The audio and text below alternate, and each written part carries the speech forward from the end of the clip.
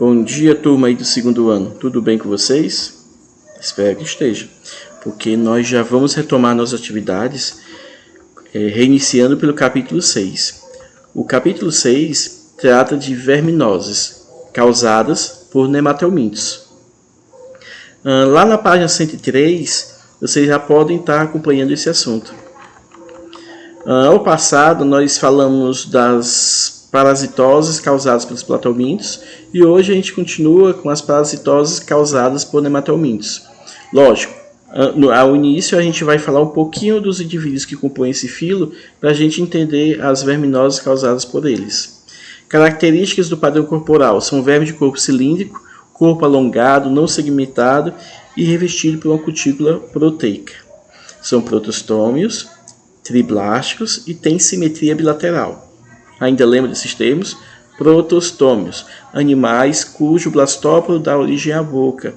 São triblásticos, o embrião deles tem ectoderma, mesoderma e endoderma.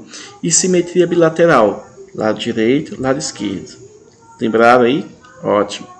Pois bem, as novidades evolutivas, eles vão apresentar tubo digestório completo, ou seja, tem boca, tubo digestório, terminando no ânus. Tá aí o desenho, o esquema de um nematóide, tá?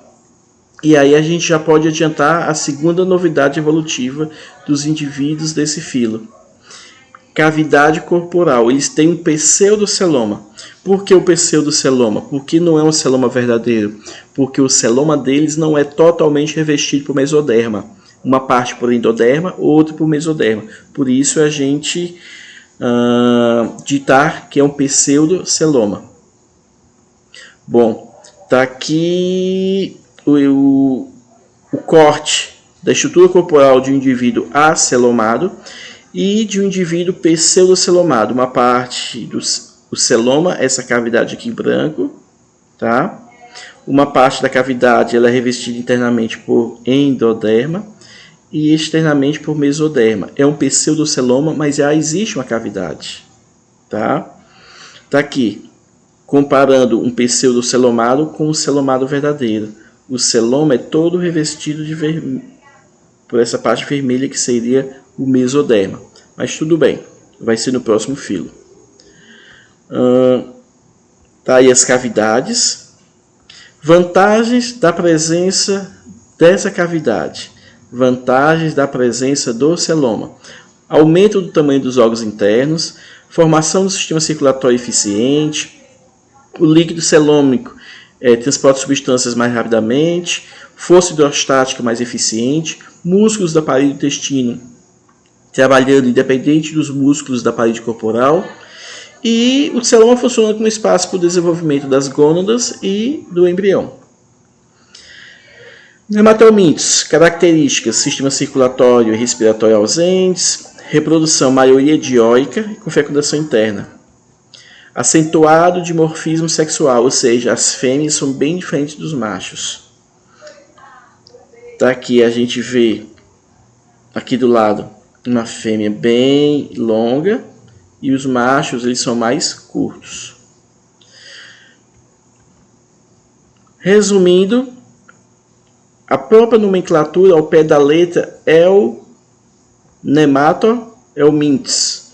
Nemato, filamentos, helminths, vermes filamentosos. Vivem em diferentes habitats marinhos dos ciclos e terrestres ou terra úmida. Maioria de vida livre, muitos são parasitas e esses é o que nos chamam mais atenção. São vermes de corpo cilíndrico e alongado.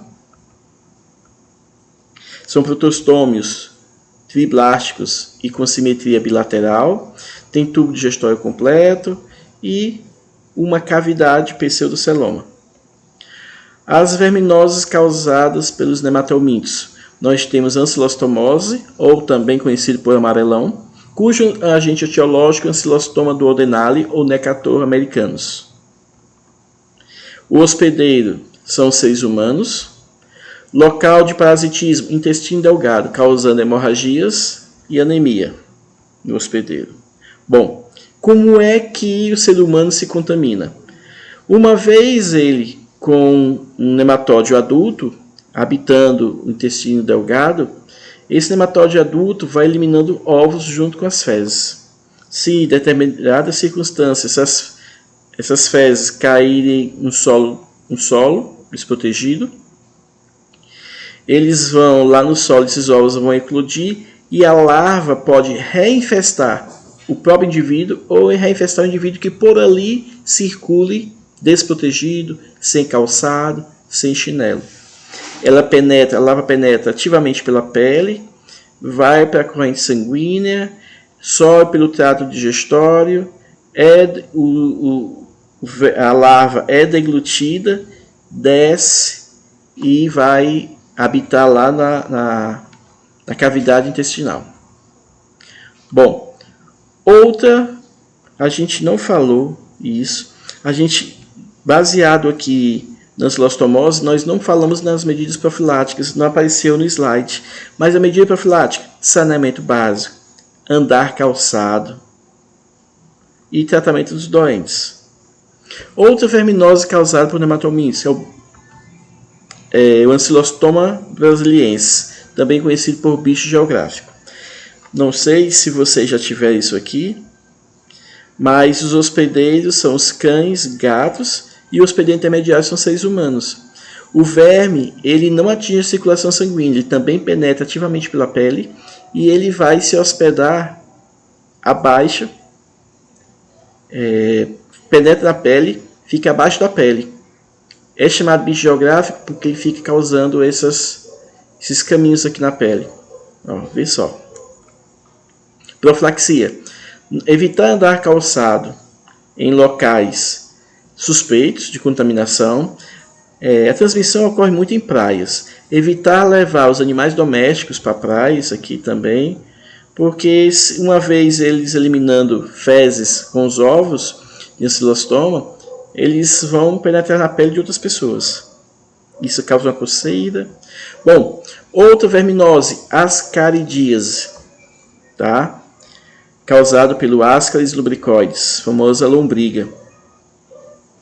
Tá aí um macho, uma fêmea, os hospedeiros são os humanos.